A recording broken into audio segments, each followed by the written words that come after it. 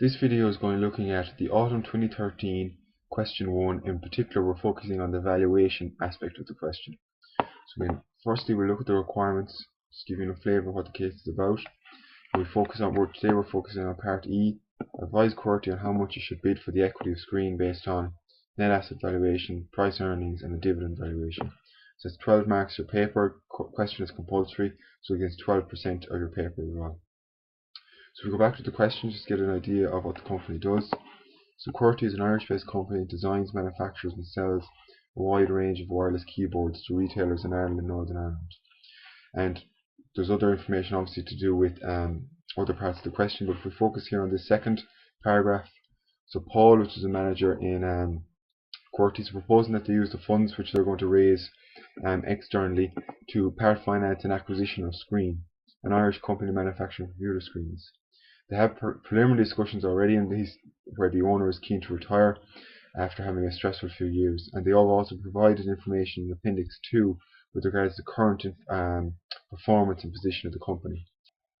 So looking at Appendix 2 then, we're given information on the statement of financial position and the income statement for the year ended 2012.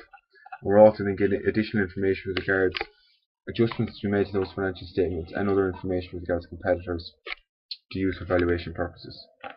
So the first purpose is we're asked to give 3 different valuations based on net assets, price earnings and dividend valuation model. And for students who don't know, there's 3 basic approaches to valuations: an asset-based approach, market-based multiples, and then valuing future potential earning cash flows, so free cash flows or dividend valuation model. So students need to know all of those approaches and the methods within each approach. The first one we're going to focus on today is the net asset valuation. Now we're given information in here. We're essentially told, obviously this should all be done in the appendix. We're given the net assets or the net assets as per accounts, and that is given what the value of your equity is in your statement of financial position. So your value of your equity is, now be careful here, a lot of students, according to the examiner's report, took the 3.495 million as the net assets. That is not, that is the total equity and liabilities. So be careful, and that's probably done on purpose to make sure students are paying attention. The value of the net assets is 290 plus 1380. So your total ordinary shares plus returned equity. So that means we've 1640, so 1.6 million. However, if you read on, there's a number of adjustments that should be made to that book value, because remember that is your accounting value, or book value is for the statement of financial position, to make it more relevant and more up to date with the market value of those assets. So the property contains 2 buildings. Neither have been revalued in several years, therefore the value is likely to be stable. So the first one first building is a manufacturing building with a book value of 640. The valuation 2 years ago indicated that the current manufacturing value had a value of 760. So that means uplift building 1, it should be plus 760, so that's what it is now, minus 640. So an uplift of 120, because that's what the actual market value is. So it's just held at cost on your statement of financial position. Second building is an office building with a book value of 465. An identical adjacent office building currently rented for 95,000, and commercial office buildings in the area sell at a gain net rental yield of 12%. Now this has caught out a lot of students as they weren't unsure how to use information. How to value a rental building like this is you divide the rent for the period, 95,000, over the net rental yield. So if you read any of the commercial newspapers where you see the property section, a lot of them will talk about the rental yield on this property is 6 or 7%. This rental yield here is 12%. So if you value that property, if its rent is 295,000, you divide by 0.12, the value is actually 791,667. So if you look at the uplift building 2, the value is 791. It was already in for 465. So we'll divide by 1000 there to be consistent. Minus 465. So remember that 465 is already incorporated into here. So that's an uplift of 327,000. So So that's our first two adjustments we needed to do. Approximately 15% of the value inventory value is made up of older models, which may not be possible to sell. So typically what we'll do here is that has to be inventory write-off. Because although they're in the books at full, they're not going to be able to be sold, therefore there should be no value recovered from those. So that should be a negative. The inventory is 860 times 0.15, means a write-off of 129. Finally, then we're told the debenture has a fixed rate of 12 years remain to maturity. It was issued when interest rates were significantly lower than current levels, so its market value is considerably less than recorded in the book statement of financial position. Screen estimates that its lower owners would redeem the debenture if offered at 85% of book value. Now, it's important to understand the perspective here that if you're reducing what you can redeem a debenture at it, that is increasing your equity because you owe less to debt holders now. Because remember, a debenture is a liability, it reduces your equity. So the extent you can reduce your repayment of debt, that will increase the value of the company. So that's plus 985 times 0.15. So now, making all those adjustments, so I'm only realizing now that this 1640 should be 13580, so taking the 80 there. So making all those adjustments and adding them together, that will give me an equity value based on the net asset value approach of 2135. So that's one value based on one option. The next one we're looking at is price earnings approach. The price earnings approach essentially says, well, what do other companies that are similar to your company trade at as a multiple of earnings? So obviously listed companies will have a price provided on the stock exchange that you can use as a basis. So if a company similar to yours trades at 10 times earnings, you could realistically say that your company should be valued at 10 times earnings or similar to that as well. Now remember, you have to account for the fact that your company, Screen, is not a traded company, so you will have to have a illiquidity discount. But because it's similar companies that you can find, you may be able to use those multiples. So in this instance, you're given three publicly listed companies. So you're given Gentech, you're given Able Systems, and you're given Exxon.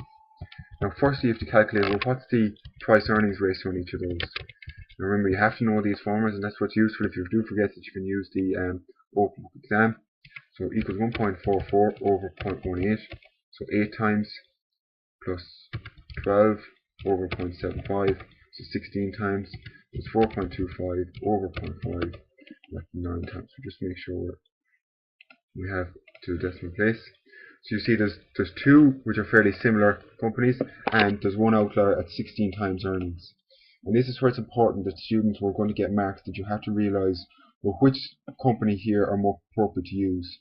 Now to some extent you may need more information, because you have to look at, well, what's the growth profile of the companies, what's the business model, are they all involved in the same operational type works in the same areas or industries, what's their risk profile, is there some different type of companies, and particularly as well, what's the scale of the companies.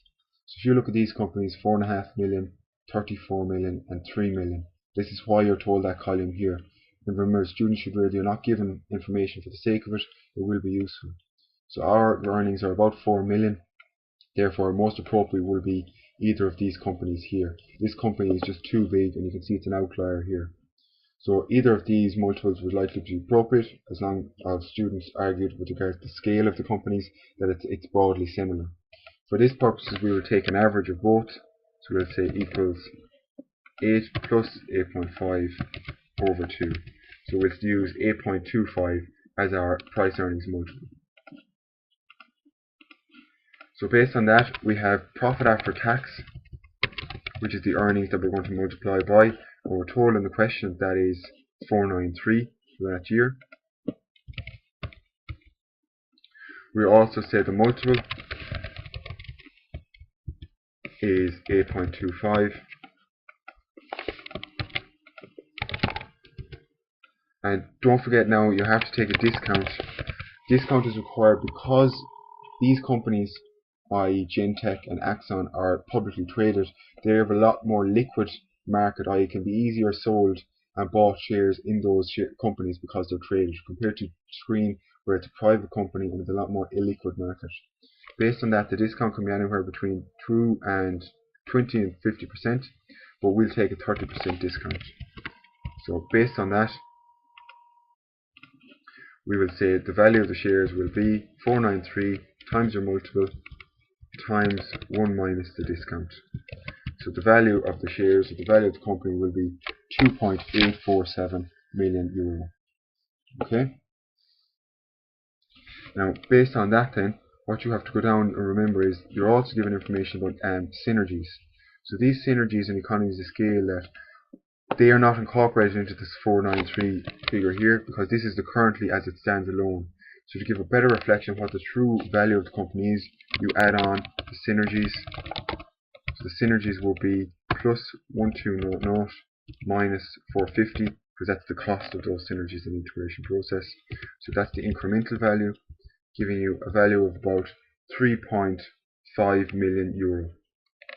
So remember, and you'll see in the solution that the solution says, well, instead of giving the full 1.2 million, they knock off 50% just to be conservative. As long as students argued either way, that will be acceptable. The final method then is the dividend valuation. This is appropriate that you need to know the dividend valuation model and how it works.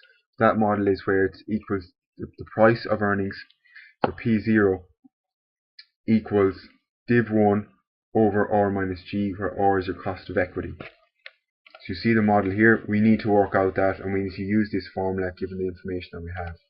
So we're told in the question, a small listed company in the same sector as Screen has just paid a dividend of 22 pence per share.